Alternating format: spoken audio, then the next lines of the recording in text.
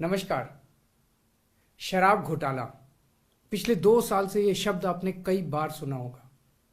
2 साल से बीजेपी की सारी एजेंसीज कई रेड मार चुकी हैं, कई लोगों को गिरफ्तार कर चुकी हैं, लेकिन अभी तक एक भी पैसे का हेरफेर कहीं नहीं मिला, कहीं से एक भी पैसा नहीं मिला। अगर भ्रष्टाचार वाकई हुआ है तो इतने करोड़ों रुपए गए कहां? क्या सारा पैसा हवा में गायब हो गया? सच्चाई यह है कि किसी तरह का कोई भ्रष्टाचार हुआ ही नहीं। अगर होता तो पैसा भी मिलता। ऐसे फर्जी केस में आम आदमी पार्टी के कई नेताओं को इन्होंने अभी तक जेल में रखा हुआ है।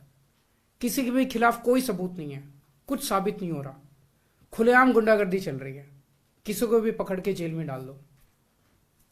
अब बीजेपी मुझे गिरफ्तार करना चाहती है। मेरी सबसे बड़ी संपत्ति, मेरी सबसे बड़ी ताकत मेरी ईमानदारी है।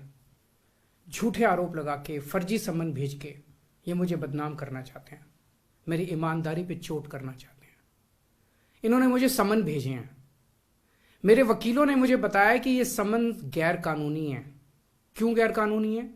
ये मैंने इनको विस्तार से लिख के भेजा है।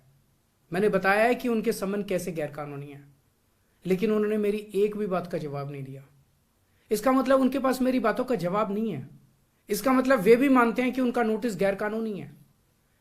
क्या मुझे एक गैर कानूनी समन का पालन करना चाहिए? अगर कानूनी रूप से सही समन आएगा तो मैं पूरा सहयोग करूंगा। बीजेपी का मकसद जांच करना तो है ही नहीं। इनका मकसद तो लोकसभा चुनाव में मुझे प्रचार करने से रोकना है।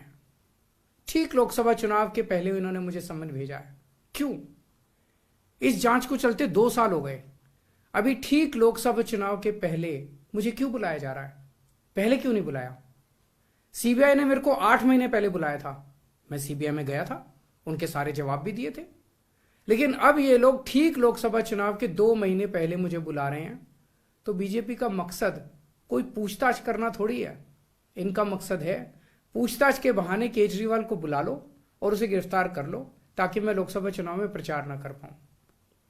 आज बीजेपी भ्रष्टाचारियों को नहीं पकड़ रही, बल्कि खुलेआम ईडी और सीबीआई का इस्तेमाल करके दूसरी पार्टियों के नेताओं को तोड़ के बीजेपी में शामिल करवाने का काम किया जा रहा है।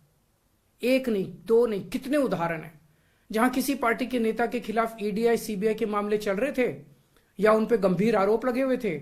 जैसे ही वो नेता बीजेपी में शामिल हुए, उनके सारे पुराने मामले बंद कर दिए गए या ठंडे बस्ते में डाल दिए गए।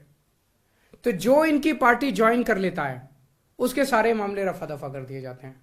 जो इनकी पार्टी में नहीं जाता वो जेल जाता है। आज मनीष सिसोदिया, संजय सिंह और विजय नायर इसलिए जेल में नहीं है कि उन्होंने भ्रष्टाचार किया है, वो इसलिए जेल में है क्योंकि उन्होंने बीजेपी में शामिल होने से इंकार कर दिया है। आज हम बीजेपी का मुकाबला क्यों कर पा रहे हैं?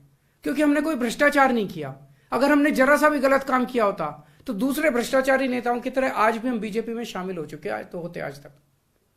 इस तरह देश के ईमानदार नेताओं को जेल में डाल के और भ्रष्टाचारियों को अपनी पार्टी में शामिल करवा के ऐसे तो देश आगे नहीं बढ़ सकता। ये क्या चल रहा है? ये जो कुछ भी चल रहा है बहुत खतरनाक है। ये हमारे जनतंत्र के लिए बहुत गलत है। इसे रोकना होगा। मैं हमेशा देश के लिए लड़ा हूं। मेरा तन मन धन देश के लिए है।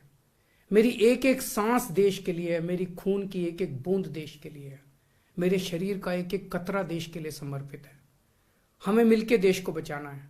मैं पूरी जी जान से इनके खिलाफ लड़ रहा हूं। आपका साथ चाहिए।